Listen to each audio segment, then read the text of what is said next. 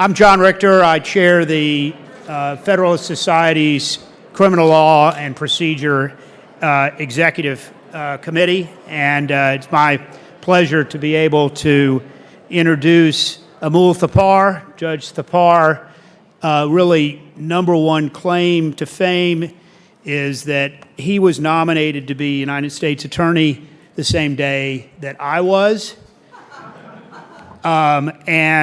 But for his nomination, I'm pretty sure I probably never would have gotten through the Senate, but we were a package deal, and the skids were greased. The other thing I'd say, obviously, about Judge Thapar, of course, is having served on the district court and on the Court of Appeals, and having been an assistant United States attorney in two different districts, as well as obviously United States attorney, he brings a wealth of background and experience, practical as well as obviously all of his teaching and whatnot. Finally, I think my closest connection to Judge Thapar is he's reputed to have made at least according to Wikipedia, because that's where I do my research, he's reputed to have made a reference in a decision describing fraud as essentially if a bar serves Pappy Van Winkle, or says they serve Pappy Van Winkle, but is in fact serving Old Crow, that is fraud. That is truly Kentuckian. And I can tell you, given that my next door neighbor is Julian Van Winkle, it would be a travesty. So without further ado, let me introduce Judge Thapar. I will say, for CLE purposes, if you're pursuing that, obviously, if you want to get credit, you need to go in and sign in and out each day. You can also do it, I think there are QR codes somewhere. Make sure that if you've not checked in, you scan the QR code on the back of your convention booklet or one of the posters. I think there will be a code at the end of this, so I believe Judge Thapar will read out to you. Finally, I do want to emphasize that obviously the practice groups, including the criminal law and procedure practice groups, are open for business. We urge your participation and interest in those. And then, as I understand, I'm told that I'm supposed to also announce some kind of bus schedule, because there's really no task too small. If you've got tickets for the Scalia Memorial Dinner, the location, of course, is at the Washington Hilton, and shuttle buses to the Hilton, evidently from here, run starting at 5:15 and run till 6:30 every 5 minutes. The pickup, I believe, is on DeSales Street on the side. So without further ado, Judge Thapar, thank you. Thank you, John. And I think it was the other way around. I only got through because I rode your coattails, but it's an honor to be here with this amazing panel. I think you're going to really like it. Each of the panelists is going to talk for 5 to 10 minutes. We'll keep it short so we can have some dialogue amongst the panel, and then question and answer. I want to emphasize one thing about questions. The sentence always, there's no exceptions, ends with a question mark. And so I want to be very clear that judges are good at cutting people off. That's why they let us be moderators. So you can get up and ask a question, but if you make a speech, you will sit down, okay? Or you can exit stage right. So please get up and ask questions. We encourage it, but questions only. So first, I would like to introduce John Bash, and John is the co-chair of the National Appellate Practice and co-managing partner of the Austin office of Quinn, Emanuel. At one point, he held the job that John and I both call the greatest job in the world, not John Bash, but John Richter and I. But John Bash says it's an okay job, and working in the SG's office was much better. I think I use a stronger word than okay. Good job. He was the United States Attorney for the Western District of Texas from 2017 to 2020. As I mentioned, he was also assistant to the Solicitor General. He clerked on the Circuit Court for Judge Kavanaugh and the Supreme Court for Justice Scalia. Next to him, going second, is Michael Caruso. Michael Caruso is the federal public defender, which I can tell you, like the U.S. Attorney, is an extremely important job, probably harder in many ways, but in both jobs you have a lot of responsibility. And one of the cool things he's done, and their bios are available to you, but I'm just emphasizing a few things, is he was lead counsel in the criminal case against Jose Padilla in the Southern District of Florida. And before his indictment, for the many of you that are too young to remember this, he was being held as an enemy combatant under an executive order signed by President Bush. He's Caruso, I'm skipping now, obviously in his job as the federal public defender, not only manages the office, but represents many individual clients and serves on many local and national committees that advocate for criminal justice reform. He earned his law degree from the University of Florida Law School and clerked for Judge Locke on the United States District Court for the Southern District of Florida. Next to him and going third is Professor Meg Ryan. Professor Ryan is the co-director of the Tsai Center for Law, Science, and Innovation, Altshuler Distinguished Teaching Professor and Professor of Law at Southern Methodist University. All of those words say to me she's just really smart. She's an award-winning teacher and scholar at the intersection of criminal law and procedure, torts, and law and science. One of the important things about her is she practiced at Dorsey and Whitney. I love professors that actually practiced law and were in the courtroom. And she focused her practice on, among other things, commercial and intellectual property litigation and white-collar defense and compliance. Before joining SMU, she was a professor at the University of Minnesota School of Law, where she taught criminal law, crim pro, and sales.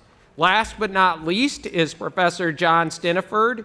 He's the Edward Rood Eminent Scholar Chair, Professor of Law, and Senior Fellow, Hamilton Center for Classical and Civic Education, Levin College of Law, University of Florida. Again, that just means smart. I wish they would shorten their titles and just say Smart Professor of Law. His work has been cited numerous times by the United States Supreme Court, several state Supreme Courts, federal courts of appeal, and numerous scholars. Like his fellow professor, he also practiced in the courtroom, and he practiced both at Winston and Strawn and as an assistant United States attorney, which is also an amazing job. And he teaches first-year courses in crim law and con law and upper-level courses in many things, including criminal procedure and federal criminal law and white-collar crime. So without further ado, I'll turn it over to John. Thank you, Judge, and thanks everybody for being here. So I think our prompt is criminal law in the wake of Dobbs. So Dobbs being the abortion decision, if anyone in the room is not aware of the title. And I guess I'll just start by completely reversing the framing of that and talking briefly about Dobbs in the wake of criminal procedure. Because, you know, I think the mode of analysis where precedents were questioned and overruled based on originalist understanding really started with criminal procedure. As I'm sure you all know, for many years, Justice Scalia and then eventually Justice Thomas were kind of lone voices in favor of originalist understandings in various cases. But they actually started translating those into wins essentially by joining with more liberal-leaning members of the court in the area of criminal procedure. And I'll just give some examples of that. Justice Scalia, I think, had said that one of his two favorite majority opinions was Crawford versus Washington, which is the opinion that, in his view at least, restored the original understanding of the Confrontation Clause, which entitles criminal defendants to confront witnesses against them. And in a case called Ohio versus Roberts in the early 90s, the Supreme Court had essentially said, well, you sort of have a right to confront, but if there's indicia of reliability for the out-of-court statement that was not confronted, that's okay too. And via a sort of balancing test, practical analysis had, on some views, watered down the confrontation right. In Crawford versus Washington in 2004, the Supreme Court overruled Ohio versus Roberts and said, No, under the original understanding, the right to confrontation means the right not to have unconfronted hearsay, testimonial hearsay used against you in court. And so unless it falls into a historical exception or is not testimonial, which was a concept explored in later cases, or you had an opportunity to confront before trial, you can't use those statements. And what's telling about Crawford, and will be telling about all the cases I'll mention, is that it was a coalition between the more liberal members of the court that probably did not have methodological commitments to the originalist analysis, but probably liked the outcome in that it was protective of defendants' rights. And Justice Scalia and Justice Thomas, who didn't have necessarily a predisposition to protect defendants' rights in the abstract, but understood the Confrontation Clause to mean something historically and enforced that. And Crawford itself, as I mentioned, has spawned a whole line of precedent, which are kind of interesting if you're an originalist, because Justice Scalia and Justice Thomas have diverged on certain questions about what counts as testimonial and so forth. So it's an interesting line, but that whole line of relatively important criminal procedure precedents has been completely subsumed in an originalist analysis, which is not necessarily true of all other areas. I know you all will talk about the Eighth Amendment, which still is pretty non-originalist in that it's about changing mores and so forth. So that's one. I think that's the most prominent example, but there are others. One really watershed originalist Scalia-Thomas liberal coalition is Apprendi versus New Jersey. I'm sure many of you are familiar with that. It was a 2000 case that said essentially any fact that increases the maximum sentence someone can receive in court must be proved to a jury.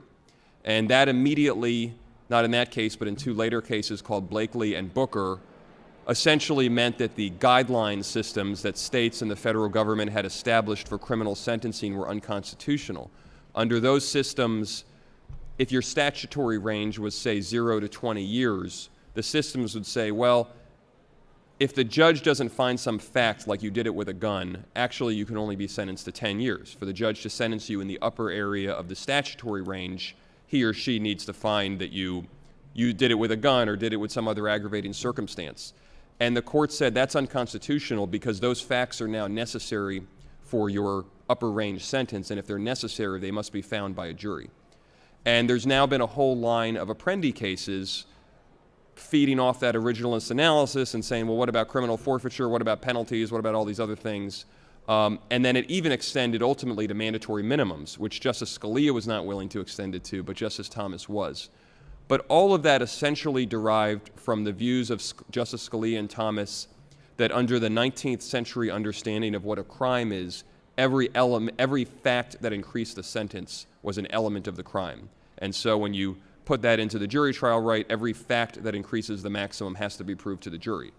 It was a very originalist analysis, vigorously objected to by the more practical right-leaning members of the court like Justice Kennedy, Chief Justice Rehnquist. But again, it was Justices Scalia and Thomas joining with liberals who presumably liked the outcome to enmesh an originalist mode of reasoning into an important area of criminal procedure. I'll just give two others and then quickly say a couple points about the implications of this. The Fourth Amendment. A lot of you probably know a case called Kylo, which was about whether the police officers need a warrant, or whether it's a search at least, to use a heat-seeking device to obtain information about the interior of a home. And Justice Scalia wrote the opinion, joined by liberal members of the court, and said, you know, Katz, this 1960s standard about reasonable expectation privacy, is sort of circular. It's very hard to apply. But in this case, it's easy, because at common law, you at minimum had a reasonable expectation that the government could not pry into the interior of your home, at least without a warrant. And so we're going to, just because you have new technology, if you're achieving the same thing that was forbidden at common law, it's forbidden here. The other Fourth Amendment case that's important in this area is Jones from 2012. And in Jones, the question was, can the police attach something to your car without a warrant that tracks your movements on public streets? And in a Warren Court era Katz analysis, there would be a debate about, well, you know, you can see people driving on the streets, so why is it an invasion of privacy just to track you on public streets? You're doing that in public. But what Justice Scalia and Justice Thomas and the liberals again said, I think it was a broader coalition in Jones, if I'm remembering correctly. What they said was that, forget all that, putting the thing on the car is a trespass at common law, period. So it doesn't matter privacy expectations on the streets. It's a trespass at common law to put it on the car. That's it. That's a search. You need a warrant. And the last area I'll mention, it's pseudo-originalist, is the emergence or reemergence in recent years of the vagueness doctrine for criminal statutes. So I had the misfortune of arguing in the Supreme Court a case called United States versus Johnson, which was about something called the residual clause of the Armed Career Criminal Act, which I'll oversimplify, but it enhanced criminal penalties if they could show you committed a prior criminal offense that had a high chance of violence, or I can't remember the language now, but it was something super vague. And the court had struggled with lots of cases about whether certain sorts of prior offenses qualified under this vague language, and the issue in Johnson was whether mere possession of a sawed-off shotgun counted. I argued for the government that it did count. I like to think I was so persuasive, but that outcome seemed so crazy that the court decided to just strike the entire statute down as unconstitutionally vague, which Justice Scalia had been pushing for a long time, and that arises out of traditional originalist notions of due process and fair notice in criminal statutes. So the broader point I want to make is in all these areas, essentially Justice Scalia and Justice Thomas's views about the correct way to conduct constitutional interpretation, which didn't really have a majority of the court at the time, made their way into majority opinions because liberal justices who didn't appear to have any commitment to that style of reasoning wanted the vote. I don't want to psychoanalyze them, but they joined votes on methodological grounds they otherwise didn't endorse, presumably because they liked the rule of law coming out of those cases. That, in some sense, at least doctrinally, laid the groundwork for the current, more controversial cases like Dobbs, where the court has used originalist arguments and reasoning to overrule long settled or 50 years settled precedents. And it now doesn't look so weird that that's happening. Now, imagine there hadn't been Crawford, there hadn't been Apprendi, there hadn't been these cases. All of a sudden, the court's overruling precedents based on their view of the original understanding. It looks a lot more anomalous in that situation, whereas now you can point to Crawford and Apprendi and Jones and Kylo and all these cases and say, we're just doing what we always do. When something's clearly wrong on the originalist understanding, we have overruled precedents, and Dobbs is not anomalous in that respect. And so the interesting question for me going forward is, do the liberal justices feel like they or their predecessors made a mistake in joining some of those opinions? They could have concurred in the judgment and said, I don't agree with looking at 19th century sources about the jury trial right or the confrontation right, but the rule is correct for these other reasons that appeal more to my sensibility. Because now it's defensible to say, hey, in Dobbs, we're just doing what we did in Crawford, we're just doing what we did in a lot of these cases. And I wonder if going forward the liberal justices will be more reluctant to sign on to originalist analysis, even in cases they agree with, for fear of establishing more precedent of that originalism can overrule precedent. So that's my opening spiel, and I guess I'll turn it back over to the judge. Michael? Thank you, Judge, and thank you, John, for inviting me to participate in this panel. There are many groups that appreciate the views of public defenders, so I do appreciate the Federalist Society for inviting me here today. I don't think it's an accident, however, that a bright light is shining in my face, like my clients would be subjected to in the 19. Yes, of course, and just the reason why police officers shine that light in a suspect's face during interrogation was to get the truth out of them, right?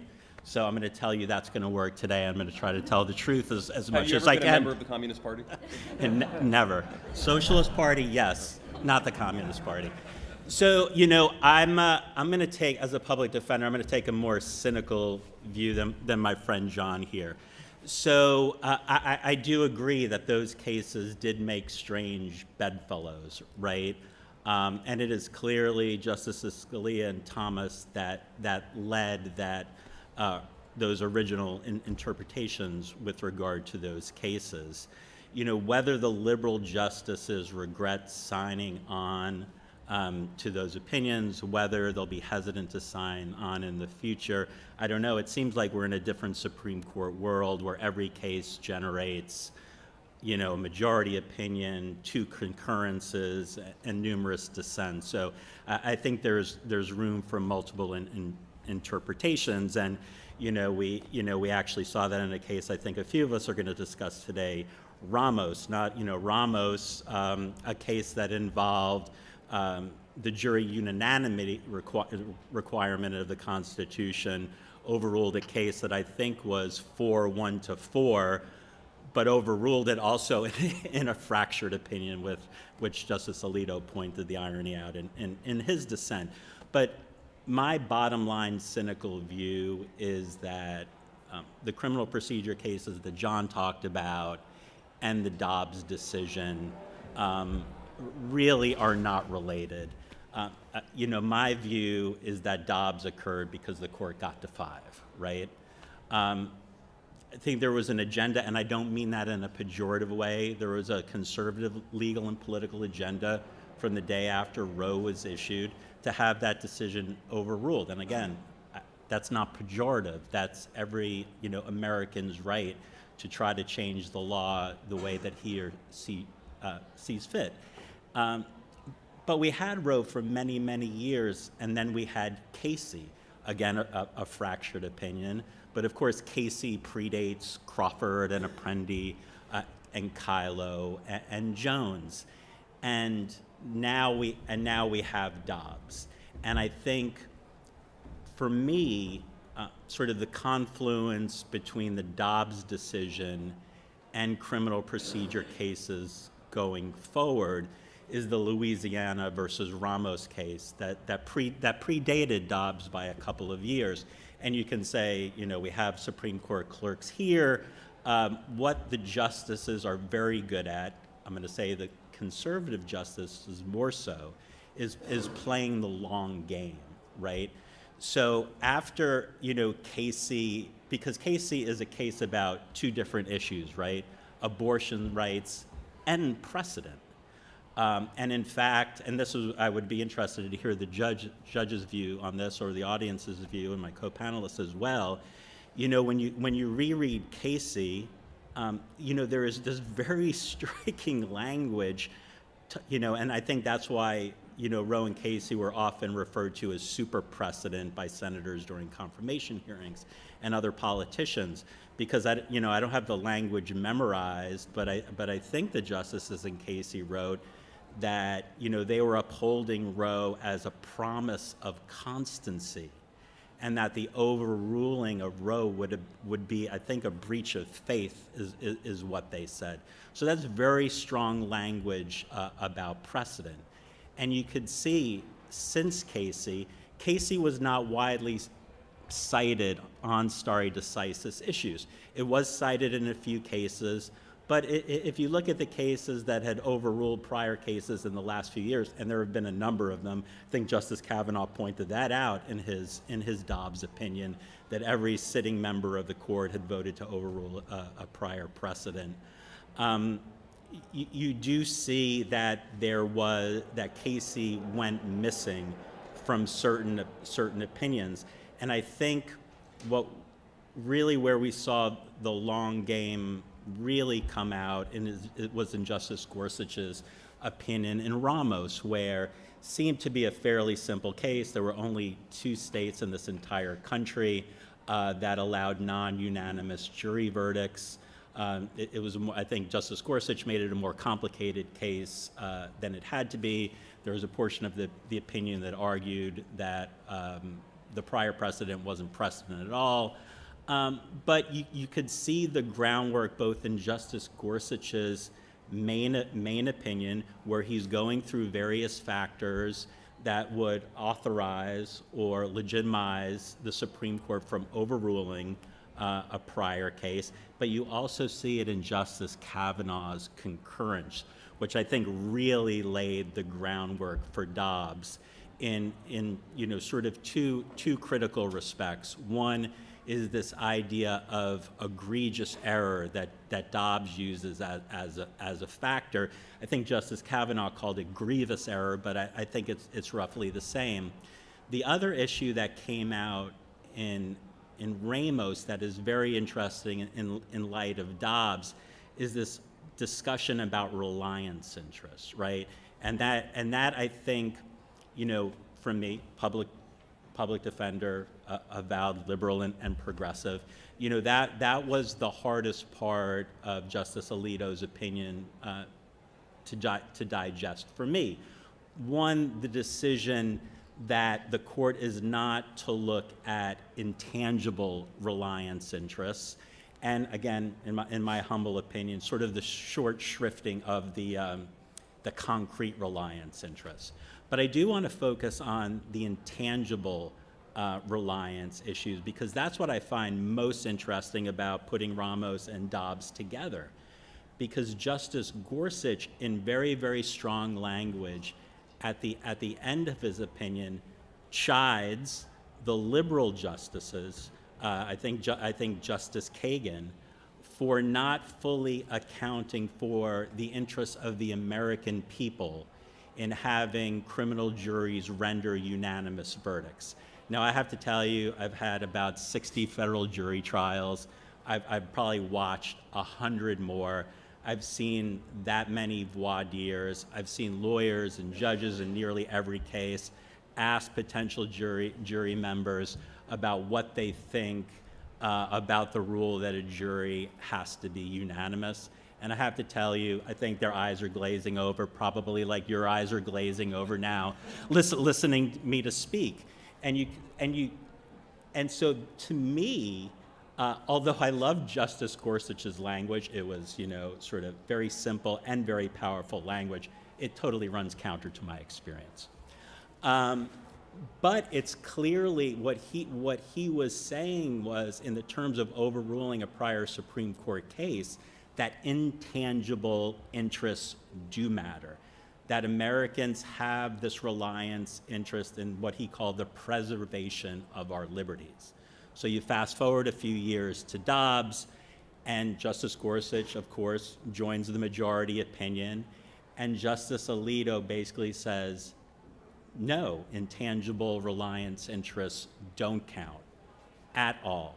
The court, he cites a number of reasons, and again, and I'm not saying he was being disingenuous, but because I think they are legitimate topics to discuss. I think he got it wrong.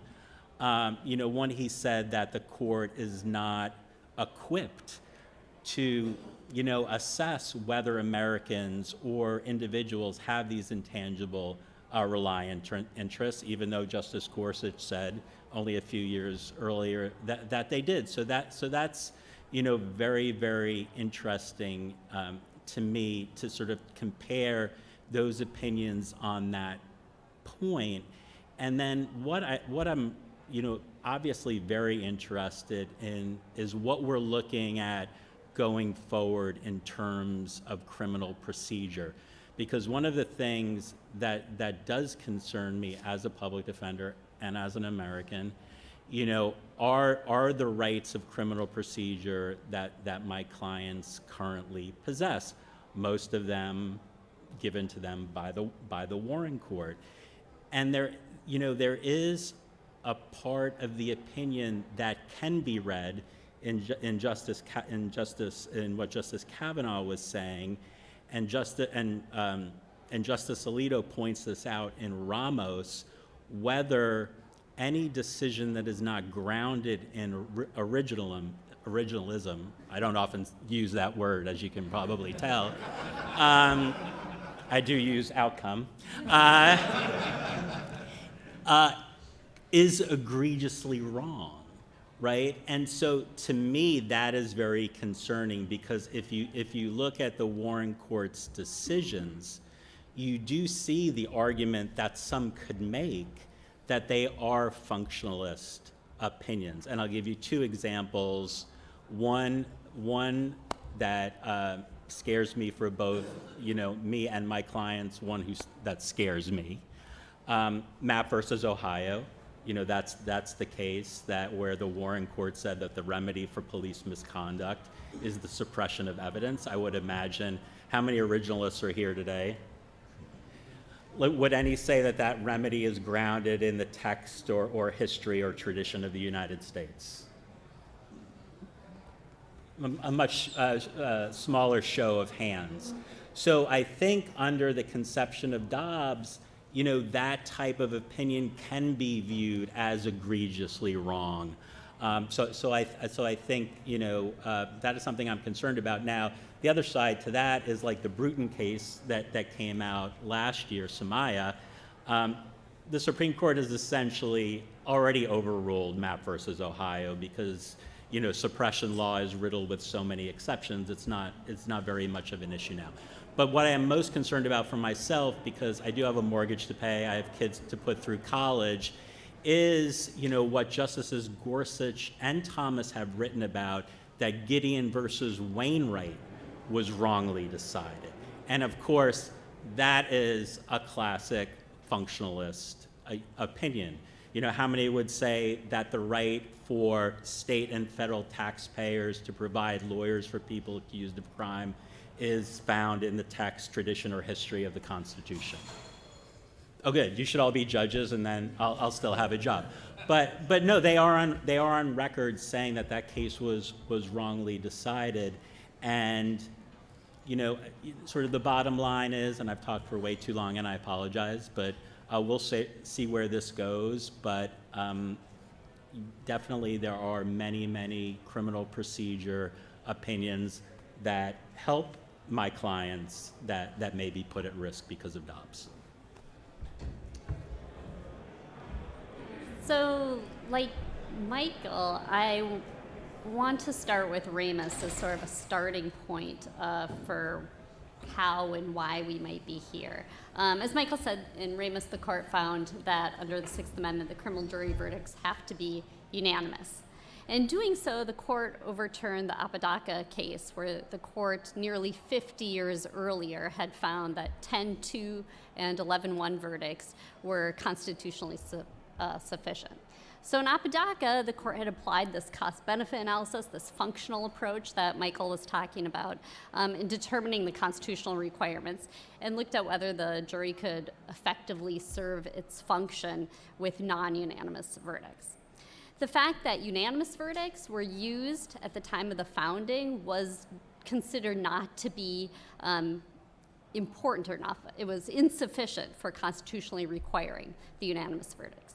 And then in contrast, the Ramus case looked at the practice at the time of the founding, taking a historical approach or some sort of originalist approach to discerning those constitutional requirements under the Sixth Amendment. So of course, this was a really marked change, moving from that functional approach to the originalist or historical one.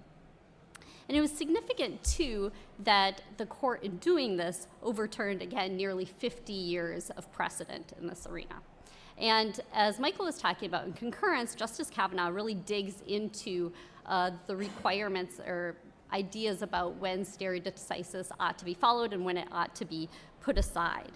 And so we see the court, I think, in Dobbs picking up somewhat on that concurrence that Kavanaugh has in the Ramus case. And the court in Dobbs focused, again, on the strength of the grounds in which the prior decision was adopted. Of course, there are other factors, but that seemed to be the most significant one in Dobbs.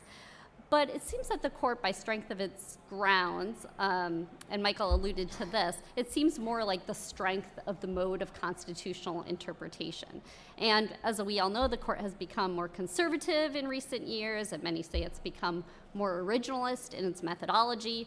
Although I think there's quite a bit of fuzziness about what type of originalism is being applied, whether it's consistently being applied, whether it truly is originalism. Some say it's a fig leaf for political preferences, et cetera.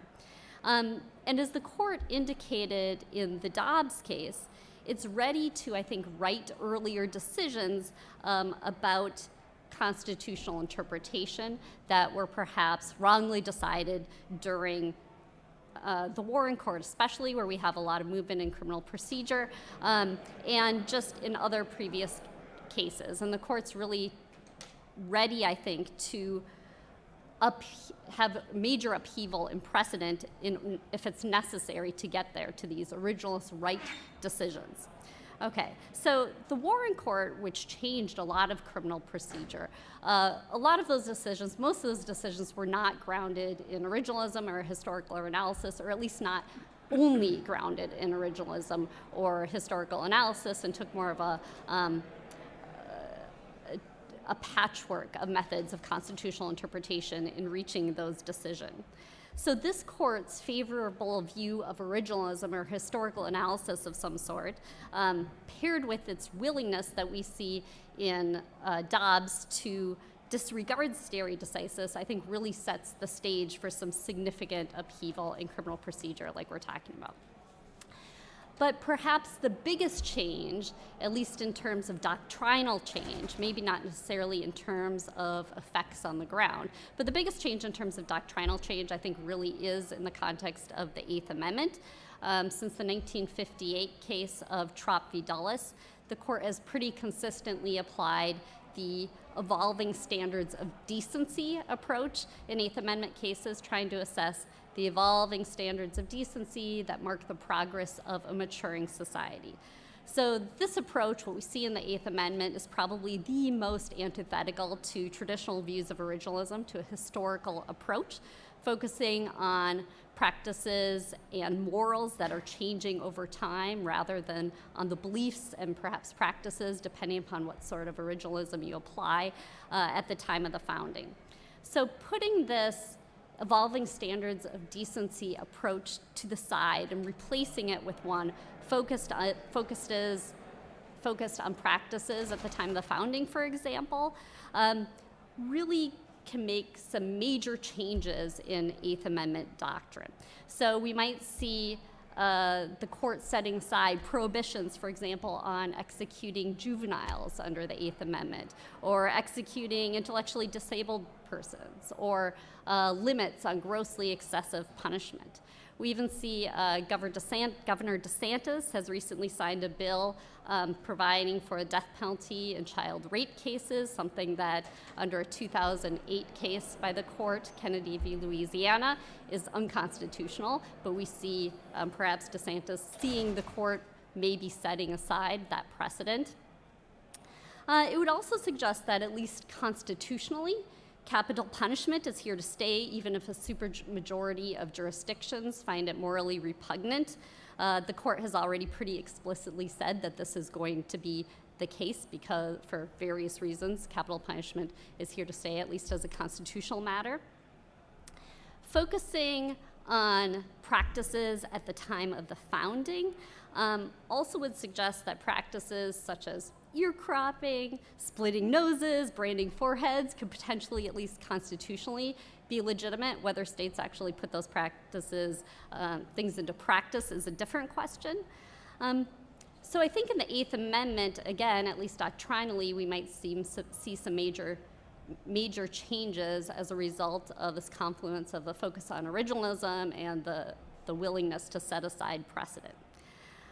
Well, perhaps the biggest changes or the biggest implications of the court's favoritism of originalism or historical approach and movement away from stare decisis is probably in the Eighth Amendment context, because this evolving standards of decency approach is so antithetical to historical analysis.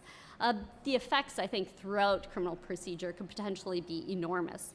So, for example, the court's decision in Ramus suggests that perhaps in a similar context, there have to be 12 people on juries in criminal matters, something that's long been written off as just a historical accident, just as unanimous verdicts were before Ramus.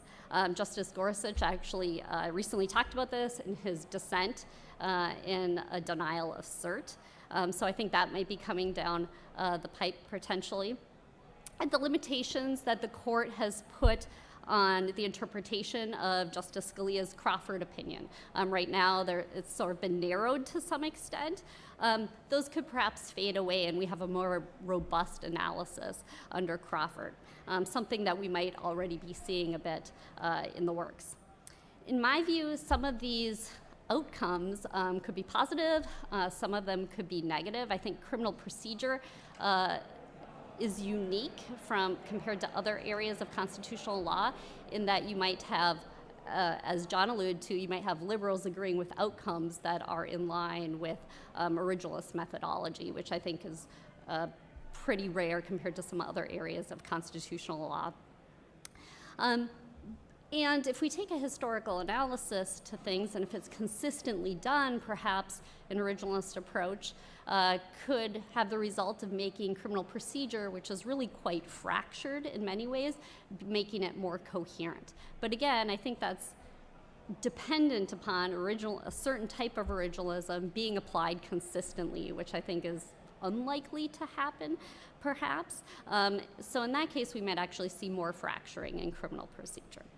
Only time will tell, of course, what version of originalism a majority of the court is going to apply, whether it does it consistently, whether it maintains its moxie in significantly transforming the criminal procedure landscape. I really look forward to some extent with a bit of trepidation as to what the court is going to do down the line, but I also look forward to hearing what all of your thoughts are on the matter. Thank you. All right, thanks so much. It's tough going last at the end of the afternoon, so please excuse me if I fall asleep during my own talk. So I'll try to be as brief as I can. My understanding of what we were talking about today is that we're thinking about the ways in which Dobbs, and particularly its treatment of stare decisis, may impact criminal law, criminal procedure going forward. And as I thought about the stare decisis factors in Dobbs, I thought in particular about this notion of grievous error, right? That if there's a grievous error, we can overturn a precedent.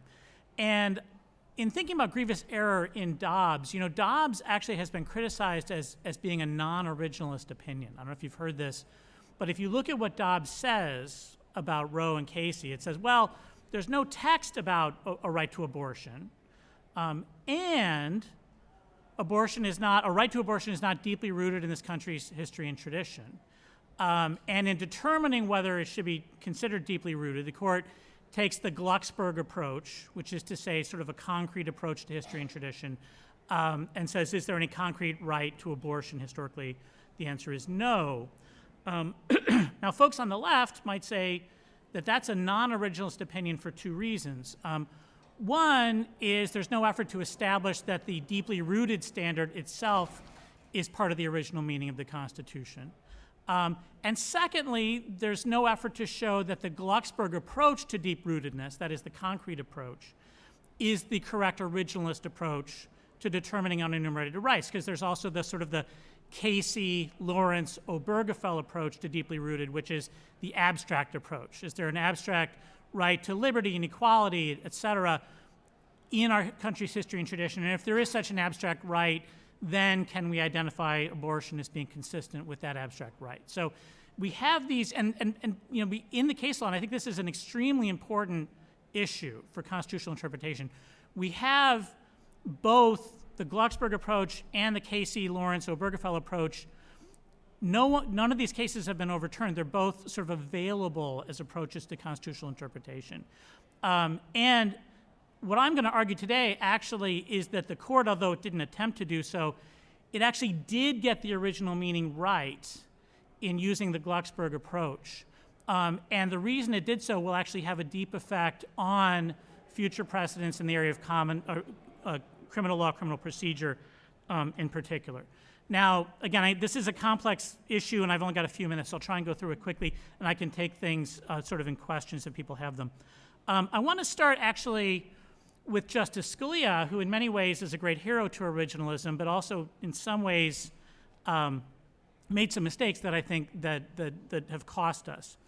And the one that's really at issue here is his idea of what the common law is. Justice Scalia, like many folks in the post-realist era, had two sort of diametrically opposed ideas of what the common law is in his head at the same time.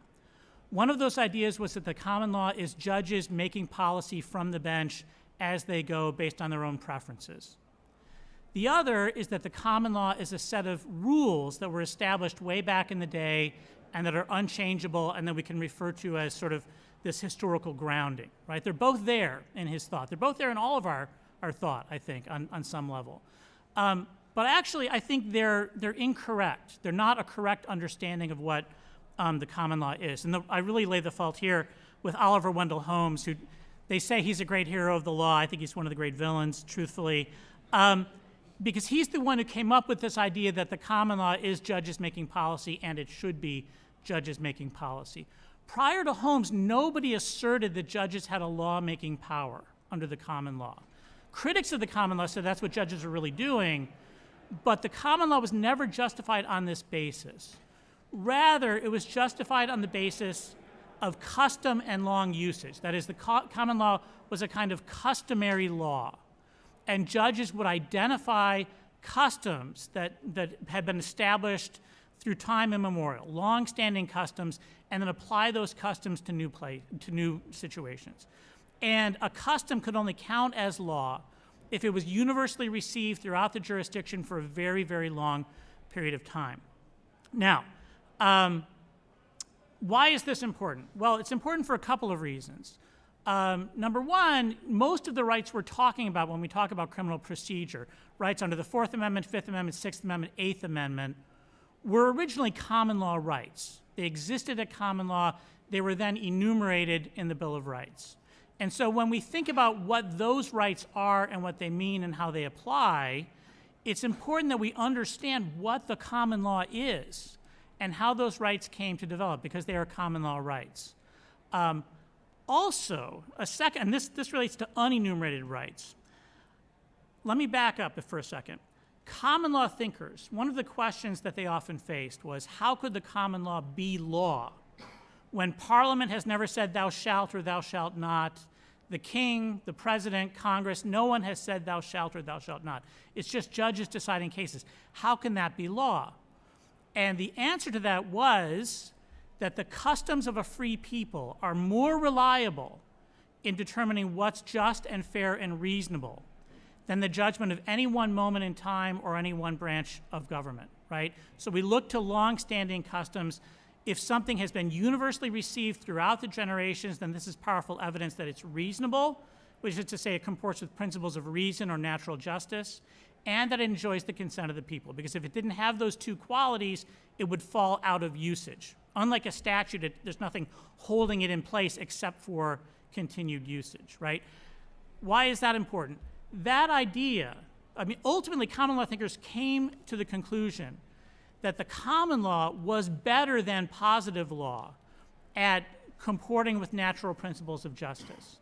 That when you had a new statute, it was more likely to be unreasonable or unjust than the common law rule that it replaced, right? And this is why we have rules of interpretation like statutes in derogation of the common law shall be narrowly construed, because the notion was the legislature was likely to mess it up relative to the common law, okay? Now, this gave rise to the idea of rights enforceable against the sovereign. Because in England, and then especially in America at the time of the Revolution, there was this idea that there's some rights established at common law that are so fundamental that even the king and parliament can't change them, right? The right to a jury trial, the right not to be taxed without representation in parliament, et cetera. These were not established by positive law. They were common law rights, but they enjoyed long usage. They were considered fundamental to existence as a free people, so fundamental that this is, even these the government can't do anything about, all right? And then ultimately, of course, we encode them in the Bill of Rights because we want to make sure that the Congress won't do what Parliament did and try to deny that they're actually fundamental. This, I think, helps us think about unenumerated rights. If there are unenumerated rights, and I'm not sure there are, but if there are unenumerated rights, how do we identify them? Well, the common law would say you identify them by looking to see whether they've been established through long usage. Have they been universally recognized throughout the jurisdiction for a very long period of time? That is to say, the Glucksberg approach. I think without even knowing it, the Glucksberg approach actually is the correct approach for identifying fundamental rights, unenumerated rights, that is, if they do exist. Also, it's the correct way of thinking through the sort of the meaning and scope of enumerated rights, right? We look at how the rights developed at common law. And by the way, we say developed, but in fact, the tradition's not a dead tradition. Edward Cook, the greatest common law thinker, wrote, "Custom loses its being if usage fails." Right? So if something was thought to be just and reasonable, but then fell out of usage for a very long period of time, then that's powerful evidence that it's actually not just and reasonable because it did not withstand the test of time. So, for example, slitting nostrils and cutting off ears fell out of usage centuries ago. If we tried to bring them back, they're no longer part of the tradition. And by the way, the words cruel and unusual, the word unusual means contrary to long usage. Unjustly harsh in light of longstanding prior practice. So this is our method of determining whether a given practice comports with fundamental rights that came through the common law, is to determine whether they meet with our historical practices. Okay, now, in the Eighth Amendment context, this is where I've spent most of my career writing and thinking about the Eighth Amendment. I think that there are lots of things one might say about the possible consequences. I'm not going to go into them in detail. I'll just give a little list. People can ask me questions if they want. Yes, the death penalty itself is probably safe, but instances of the death penalty that fell out of usage centuries ago, like, for example, the first Congress authorized the death penalty for counterfeiting, probably not okay, right, because it hasn't been done for 2 centuries. Lethal injection, I think probably not okay because the 3-drug protocol involves a risk of severe suffering prior to death that's much greater than traditional methods like hanging. Long-term solitary confinement, probably not okay because, again, it imposes extreme suffering in comparison to imprisonment. So there's a mixed bag in terms of the outcomes if you were to do original meaning, although I would argue that overall the Eighth Amendment becomes much more protective of criminal offenders under the original meaning than it does under the evolving standards of decency test. I won't go into any more detail. I'll just list a few things. Obviously, the Fourth Amendment, we've seen a move in this direction as well. There was a mention of the Kylo case, but also, Carpenter versus U.S., Riley versus California. These are cases where the court is struggling to think about technology in the context of searches and seizures, but also in terms of the language of the Constitution, persons, houses, papers, and effects. How do we think of technological surveillance in those terms? And I think the way the court is doing it is potentially very productive and very protective of criminal rights. Fifth Amendment, I just got to give a shout out to Miranda and Dickerson. Dickerson might be the most unjustifiable decision that's still surviving, I think, in the court. It's hard to see how Miranda continues to survive going forward, except that, in effect, it's now kind of a pro-law enforcement decision, because as long as you follow Miranda, no one's going to win on a claim that you've coerced an interrogation out of somebody. So law enforcement no longer has any interest in getting it overturned. Talked about the Eighth Amendment. A couple of other things. The right to habeas corpus. I mean, one open question, and I don't know the answer to this, is the AEDPA significant, too narrow in light of the historical meaning of the right to habeas corpus?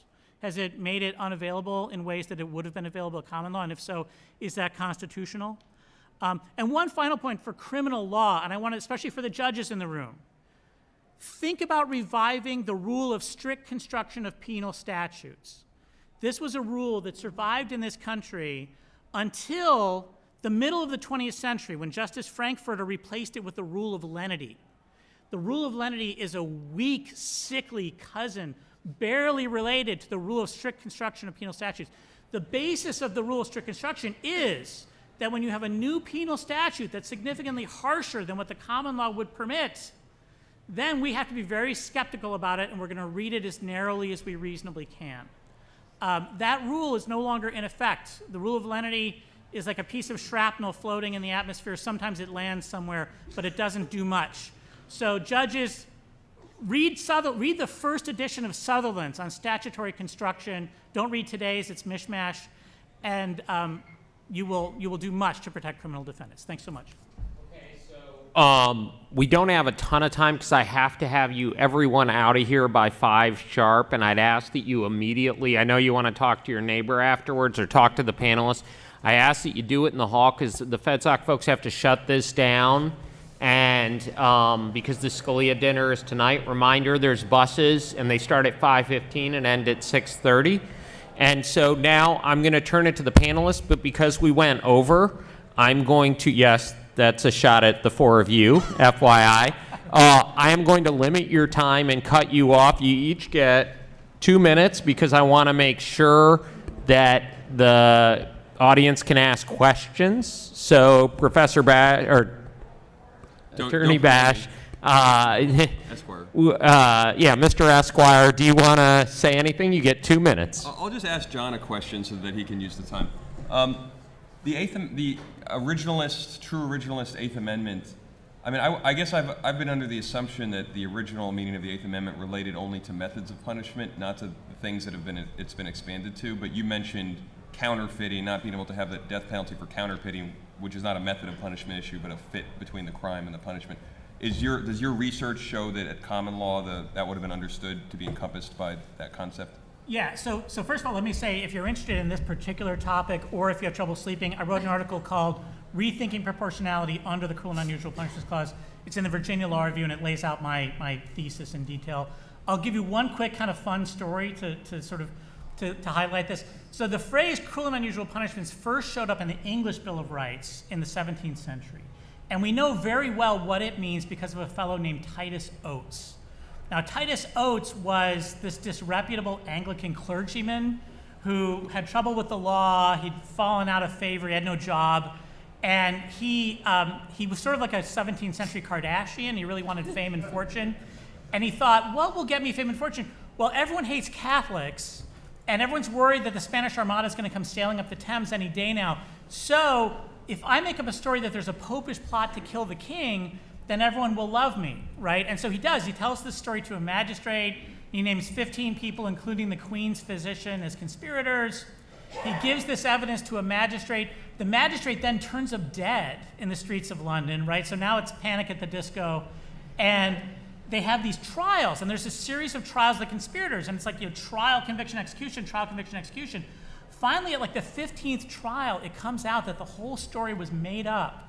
And there was this key meeting of the conspirators that had supposedly happened in England, and it was proven that Oates was actually in France enjoying some wine and cheese on the day of the supposed meeting of the conspirators. And so now everyone was like, what do we do with Oates, right? Because we just killed all these innocent people because of him. He's sort of like a serial killer, morally speaking, but the only crime that he committed was perjury, which was not a felony, and therefore you couldn't take his life for perjury. And so they gave him, Chief Justice Jeffries, the famous hanging judge, said, we have something special prepared for you. And then another justice sort of gave the punishment, which was a big fine.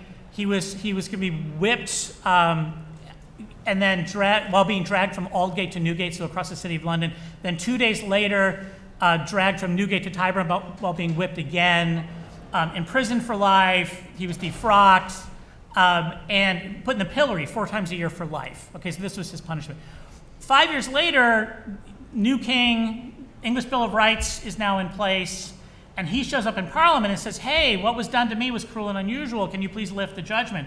And if you read the parliamentary debates, they make it very clear that they agree that it was cruel and unusual. In fact, the House of Commons delegates say they were thinking of Oates specifically when they wrote the Cruel and Unusual Punishments Clause. The House of Lords, though, wouldn't lift the judgment because he was such a bad guy. They say, so ill a man, shouldn't get the benefit. And so This is it, one sentence.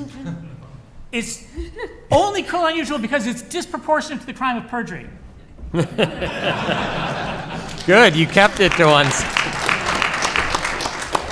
Okay, Mr. Caruso, you get 2 minutes. Hey, I'll ask John a question. I'll ask John a question as well.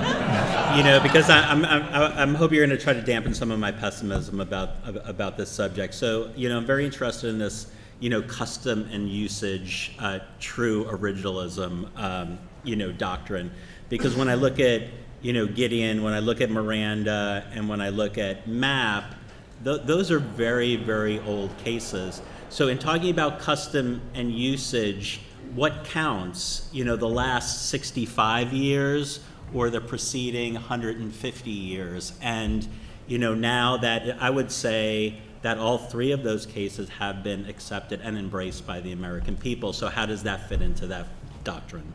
Well, I would say initially a judge can't create a custom, right? And so when a judge issues an opinion, especially a justice of the Supreme Court, that incorrectly interprets the Constitution and then freezes that situation in place, the mere fact that it remains frozen in place over a period of time shouldn't count, right? Because the notion is it's the customs of the people, right? The customs arising from the people that remain in place only because we choose to continue using them. So how did that work in normal common law stuff? I mean, like, consequential damages are not available for breach of contract. How could the custom of the people, apart from judicial decisions, develop that principle? Well, yeah, I mean, so the thing about, right, so the thing about the way the common law thinkers think about this custom is that it is judges who are identifying the custom and applying the custom, and they're not ever trying to find some moment in time when the people absent the judiciary had a custom and then the judges adopted it, right? So it is that judges have used this from time immemorial. We can't find a time when they haven't used it. It's continued in usage. But the key thing here is that there are many opportunities for it to stop being used. And so any given custom, I shouldn't say any given, but many customs could stop being used because a judge refuses to apply the rule anymore, because a prosecutor ceases to apply the rule, because a jury won't convict in a certain situation or won't apply a certain penalty when that's in their power. It's not the Supreme Court with sort of a single top-down approach that can never be displaced. Can I reclaim some of my time because John stole it? No, I think the professor used it when you gave it, but yes, you can have a minute. So I want to ask. No response. Okay, and so this is all very interesting to me because this usage in customs, because in the Ramos case that we were talking about earlier, the Sixth Amendment says an impartial jury, right? Many of these constitutional constitutional norms are not self-executing. They're very vague language, but yet Justice Gorsuch was able to tease out that impartiality provision also encompassed unanimity. So I'm wondering how all that plays in, but you're not allowed to answer, so I'll just think about this for myself. Yeah. No, you can answer. You get 1 minute, though, and I'm serious. You need the yellow, The answer is red. I don't know. Okay. That's good. Fair. You stayed That's within the fair. minute. All right, Professor Ryan, so I'm going to ask you a question instead of you ask Professor Stinneford a question, which is, I saw you as he was talking thinking, now this sounds like an originalism I can endorse. Could you or no? And if not, why not? Yes, to some extent. I'm sympathetic towards John Stinneford's view of original interpretation of the Eighth Amendment. My concern is that I don't think it's the same type of originalism that the current Supreme Court is applying. And I think, as I said, time will tell, I think, exactly what the Supreme Court is going to do in terms of their originalism, but it seems like a more draconian version to me, and not as evolving as John's version. Okay, do you want to say anything else? Because you were well within your time. All right, questions from the audience. Go to the mics. They're behind you. Yes, sir. Kai Alberg from Washington State. I saw the Miranda and MAP cases mentioned, and I think you can probably put Escobedo in the same category. I'd like you to look in your crystal balls. Do you think is any likely the Supreme Court actually going there and looking at if those cases were grievously wrong and possibly overruling any of them, or will it just be left at academia saying, well, in theory, this case could be under attack if you follow the line of Dobbs? I do not think those cases are going to be reconsidered. I mean, as somebody said, MAP has just been carved away through other means, so there's no point in using essentially stare decisis capital on overruling the exclusionary rule. And what's the other one you said? Miranda, for the reasons said, law enforcement likes Miranda now. It's like you say something that someone who's very stressed and has been arrested is barely listening to and just sounds like something they heard on TV, and then it immunizes a whole range of conduct. So I just don't think there's any movement to overrule those at all. Yeah, and in Dickerson, I'll say the law enforcement weighed in on the side of Miranda because they liked certainty. Oh. Right, the police have Go ahead. incorporated that into their practice. 99% of all people who are questioned waive their Miranda rights. I would just briefly say Gideon does cause me concern, because when you look at a state of Georgia, which has a horrifically inefficient state public defender system that drains their state taxpayer resources, I do wonder if there will be an enterprising state solicitor general who does bring that issue before the court. Just a gut reaction, but I just do not think Justice Kavanaugh, who's, at least for now, his vote or Chief Justice Roberts' vote would be required for overruling anything. I don't see them overruling Gideon versus Wainwright. Thank you. I don't know. I've never Thank talked you. about that, but I just don't Thank see you. that happening. Over here. Thank you. My name's Mike Isaac. I'm from Tampa, Florida. And like Mr. Caruso, I may be the only criminal defense attorney in the room, but I'm actually an originalist and a I defend textualist. criminal Oh, okay. Just people who pay for it, but I... Yeah. John just wants big money work. He does it the right way. Mike does it because he has his heart in it, and John does it for the money. No, I'm kidding. That's exactly right. No apologies necessary. So I'm not sure that I share your concern about the future of where the decisions are going in light of Dobbs. How do you reconcile that concern with, for example, Justice Alito's concurrence in Caniglia versus Strom? Of course, I'm talking about the community caretaking doctrine that came from Katie versus Dombrowski in 1973. So that's 50 years of precedent. And yet in the concurrence, Justice Alito makes it very clear that this was a passing statement in the case. It was never intended to be used as a freestanding exception to the Fourth Amendment. And for those criminal defense attorneys in the room, we know that prosecutors like to use community caretaking in circumstances where police don't have a warrant, they don't have reasonable suspicion. So it seems to me that the originalistic point of view that Justice Alito gave was quite helpful to the criminal defense bar. Yeah, I mean, I'm not quite sure that Justice Alito has ever on purpose been helpful to the criminal defense bar. I mean, I think he did write Flores Figueroa, so that was one helpful case. But I don't know. But ultimately, I agree with John in that there are only I think 2 justices, maybe 3, who are really looking to undo past cases. Those are Justices Alito and Thomas, and to a certain extent Judge Gorsuch, depending on the issue. He's a self-proclaimed libertarian, right? So you never know what a libertarian is going to do. I mean, he's he wrote McGirt, which is created as criminal defense lawyers. I have to tell you, I embrace chaos because it's really the only one advantage I have in the courtroom, and McGirt was clearly has wreaked chaos across the The state. Oklahoma case, that a lot of Oklahoma is a reservation, and so many of the federal convictions or state convictions state convictions were out. Right. Yeah. So, but I don't know. I'm not going to sleep well at night thinking that Justice Alito is going to help my clients down the line. The most characteristic Justice Thomas thing ever is he had one opinion where he said, it's high time this court reconsider Calder versus Bold, 1798. That's going back. Yeah. Hi, Devin Watkins. William Penn, in kind of colonial America, thought that bail rights were required under Magna Carta for anyone that was not a capital offense where the proof was clear.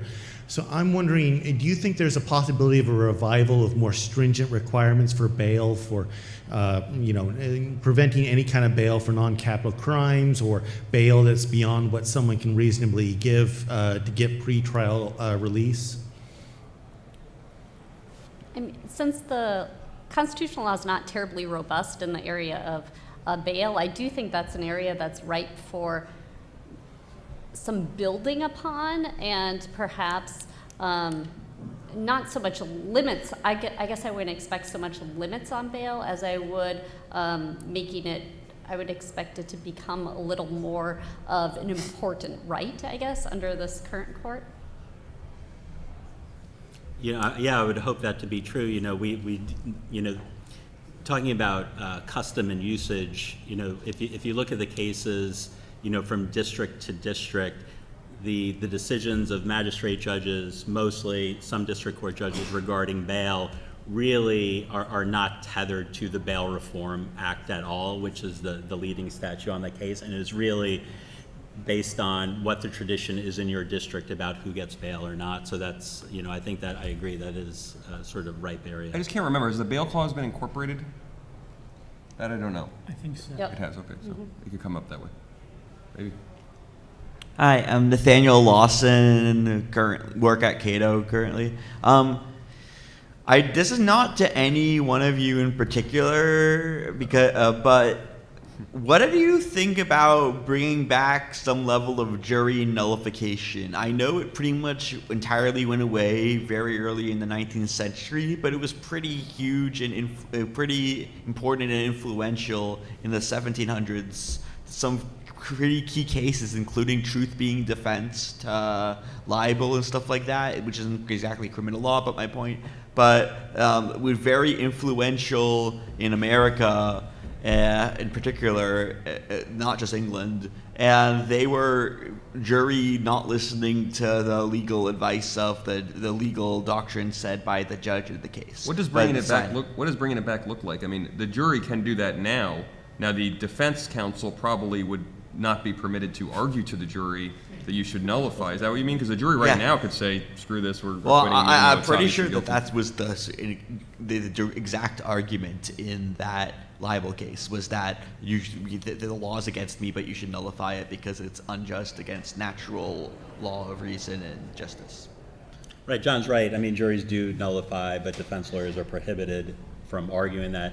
You know, one issue that has been litigated through the federal courts is whether defense lawyers or the judge could let the jury know what punishment the defendant is facing. I know District Court Judge Weinstein had written a very lengthy order on that I don't think has been adopted by any other court. So I think, to me, that's an interesting issue, because if you talk to jurors after trial, after they've convicted, and let them know what the client is facing, you often see some amount of remorse. Michael, would you be in favor of lawyers being able to argue for nullification? You know, I would. You know, I would. My resume would look a lot better if I could make that argument. Do you worry? Can I ask another question? Do you worry? Judge, yes, of course. Do you worry that if you argue for nullification, in some sense, you admit the guilt, and so there would be cases that are tough for a prosecutor to prove that you might lose as a result? So I think that's why public defenders and private criminal defense lawyers should be trained. You know, we often do. You probably see these in court opinions, argue in the alternative. Sometimes you can't do it directly for fear of confusing the jury about the theory of your case. But I've argued in the alternative, you know, trying to sow the seeds of what a jury, may say back in the deliberation room. You know, because I do subscribe to the theory that in closing argument, what a lawyer should do is arm the jurors who are most likely to vote not guilty with the ammunition they need to convince other jurors. So I think the more that's available to a criminal defense lawyer to do that, the better. You know, whether it's clear, whether that's grounded in the text, history, and constitution of our country is another issue. But I would. In this hypothetical world, can the prosecutor say what he did is not a crime, but it should be? Maybe I'll go for that. Or, the flip side of that is Rule 404B, which is, the love of prosecutors and the bane of criminal defense lawyers. Would prosecutors be like, oh, let me tell you about all this stuff that he was convicted about, in other cases. So, yeah. Over here. Yeah, Lawson the Elder, Boston University School of Law. Professor Stinneford mentioned revival of the rule of strict construction. I wonder what the panel thinks about this. It's a constitutional rule that all facts in criminal cases have to be proved by the prosecution beyond a reasonable doubt. Why isn't it a constitutional rule that the prosecution has to prove beyond a reasonable doubt that the law means what the prosecution says it means? And just for those of you really interested in this, the good professor has written a book on it, as well as a great law review. Well, I'm just pulling up my Sixth Amendment, sorry. Let's see. Do you want to go ahead, Professor Stinneford, while he's looking? Yeah, I mean, I can say I don't know the answer to that, though. I look forward to reading your book. I will say it does seem to relate to that earlier question about the powers of the jury, right? Because I think what my limited understanding was that the jury had power over both law and fact, right? That was the jury could decide in some ultimate sense what the law was in a way that it can't now. And I don't know the details of that or how it changed, but I think that's something that is worth thinking about, whether there's some constitutional aspect to that. So I'm going to speak for the professor because I've read his stuff, and I think it's brilliant for those of you out there. But and ask this, and Professor, if I'm wrong, you can correct me, but I think what he's thinking is we often, when we interpret laws, meaning judges, interpret them by kind of a preponderance of the evidence standard. If you look at a lot of cases, the carrying a firearm, all that, the use of a firearm, we're trying to figure it out. And what he's saying is, why isn't the burden on the government to, and it kind of gets to your strict construction point, but it's rooted in a way that judges are good of thinking of burdens. Strict construction's harder for us. Justice Scalia always said reasonable construction's a better term than strict. And as you know, Justice Barrett said the rule of lenity is a substantive canon which we should revisit whether we apply substantive canon. So I guess my point, and I think the professor's, is why not use the similar rules of evidence to interpret laws when that is more, as Professor Lawson has argued, baked into the Constitution and kind of the role of a judge? So, but would it be the jury or the judge under that view? The judge. The judge would still do it. Interesting. Well, I mean, the judges do use clear and convincing for legal things sometimes, and I guess you could do that, invalidity of a patent and stuff like that. Right, but what he's saying is use the same standard. It's reasonable, beyond a reasonable doubt. So it would, in effect, be strict construction because the burden is on the government to prove that the law encompasses this conduct. Yeah, I mean, I think that's right. I think the key, whatever terminology you use, the key is for judges to understand the reason behind the rule. So if you look at, again, early sort of judicial manuals, they would say things like, why do we do strict construction? Because the law loves life and the law loves liberty and the law hates punishment. And therefore, it's the duty of the judge to construe this as narrowly as the judge reasonably can. Not unnaturally reasonably, but as narrowly as they can, because there's a substantive preference against punishment. So again, whether you phrase that in terms of burden of proof or strict construction, I think the core is that the judge knows why they're doing it. And if they know why they're doing it, I think we'll get good results. Yeah. So I'll talk my own law review in the Yale Law Journal, which talks about that in relation to federal laws, when you're interpreting them against someone, you have an obligation to apply a deference to liberty. And that's the point you're making. And I trace it back to the founding and the judicial power itself. Over here. My name's not Lawson, and I did not write a book about my question. I did write a law review about it, though. So one of the things I say there, but more importantly that Gorsuch and Scalia have said, is that non-retroactivity fits very uncomfortably with originalism's fixation thesis. And Justice Gorsuch in his Edwards concurrence says, that's okay, it's kind of an equilibrium adjustment. But my question is it an equilibrium adjustment that makes any sense in light of the supposed problem of overusing habeas to then undermine the originalist project with opinions like Bochting that say actually a rule being originalist means it's new, not means it's old? I don't think I understand the question. I guess what I'm getting at is, Professor Bode has written about qualified immunity, that it's, Scalia's wrong about it because it's an equilibrium adjustment to compensate for Monroe versus Pape, but it's one that's poorly tailored. Is Teague and Edwards the same sort of poorly tailored equilibrium adjustment? Halfway originalism, I think he says. Yeah, I mean, was Teague an interpretation of the constitutional habeas right or some statutory habeas? At the time it was neither, but in Danforth they classified it as an interpretation of 2243. Yeah, so, I guess I don't know if it's a proper originalist interpretation of 2243. But it adopts an interpretation of Supreme Court opinions as creating new law, is my point. I see and what what you're Scalia's point and Gorsuch's point. Sounds like a professor question. Yeah, I agree. This does not sound like a PD question. This is not an answer to that question exactly, but I think the more you move away from the foundations of whatever your view of originalism are, the less legitimacy it has. And I think, as I suggested before, if the Supreme Court is adjusting things to account for other things, and not just applying originalism in its view of what originalism actually is or how it ought to be applied, then it loses some of its credibility and you end up with more fractured criminal procedure, yes. Sir? My name is Jacob Smith.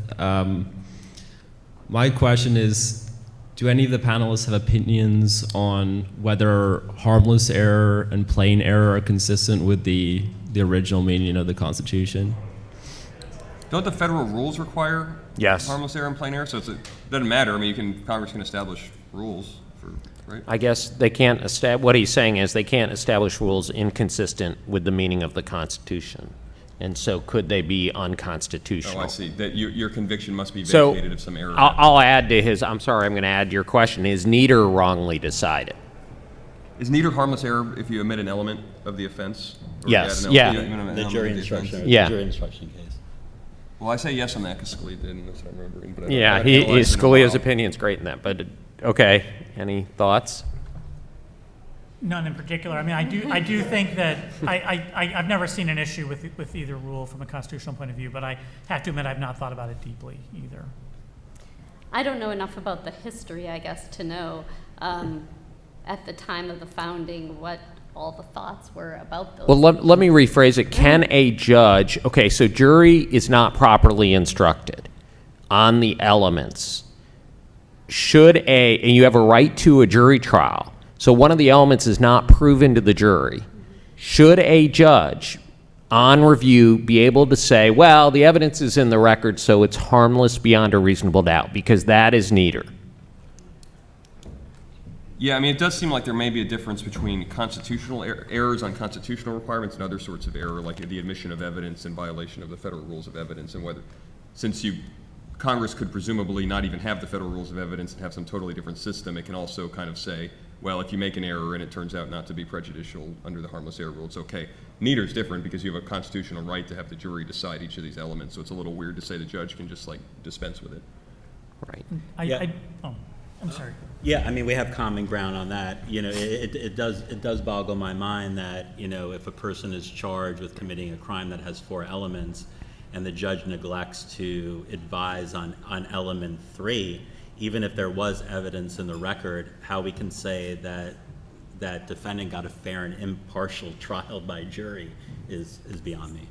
Some of those doctrines, though, I think, especially retroactivity doctrines on habeas, I'm not the first person to say this, but they helped the liberal program because they weren't going to get the votes to expand rights if that meant, like, you know, 20,000 people in prison were all going to be able to take advantage of this and get out of prison. Like, the moderate justices were not going to vote for that. Like Johnson.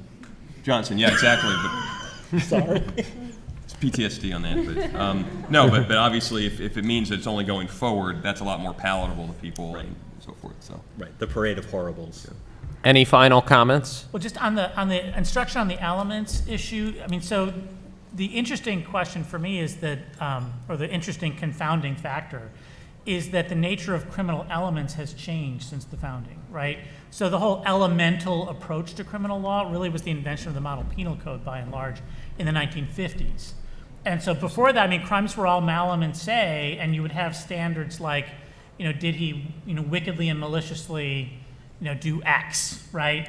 And so you weren't going to have, I would think, again, my gut instinct is that, you know, at the founding era, you wouldn't have a legalistic appeal because no one's going to forget to say, was he wicked and malicious in murdering his mother-in-law or whatever, right? Whereas the model penal code says, no, it's you have these 5 elements, you got to instruct on each of the 5 elements. We also have a lot of malum prohibitum crimes now that we didn't back then, where, you know, maybe the elements are more important because there's no way the person's going to know that what they're doing is wrongful. Whereas back at the founding era, they would have known because all the crimes were also sins, essentially.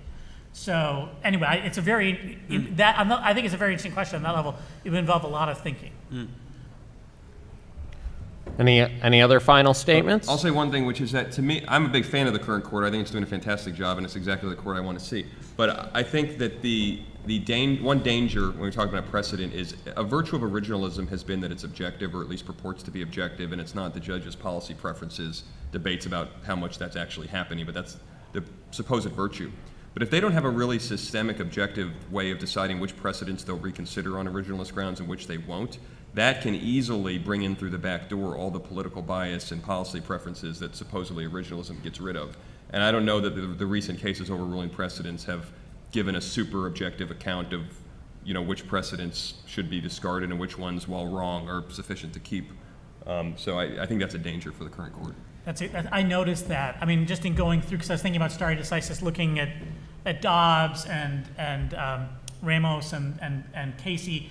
I mean, when it comes to like stare decisis, the court is almost as lawless as it is when it comes to standing. Like, it's just, you know. Nothing's worse than standing. Yeah. Sorry, Judge. They make it up. It's all made up. Yeah, it just expands and contracts and sort of, yeah, I completely agree with you. I agree as well. It's actually like, because I practice in the district court and the appellate courts, I don't ask those judges to overrule cases because they don't have that power. But in reading these cases, it does also boggle my mind that 250 years later, we're still not, you know, on the same page as to why we would overrule a precedent. And, you know, this whole thing about not only should something be settled, but settled right is, you know, very malleable. So it's just very interesting in a person who just wants a stable and orderly society in which to live. Anyway. Well, I want to thank, and I hope you will, our amazing panel.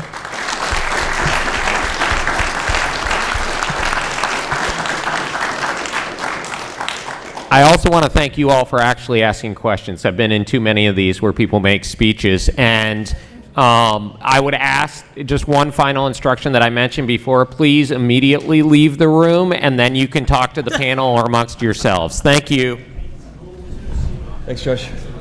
I have no idea.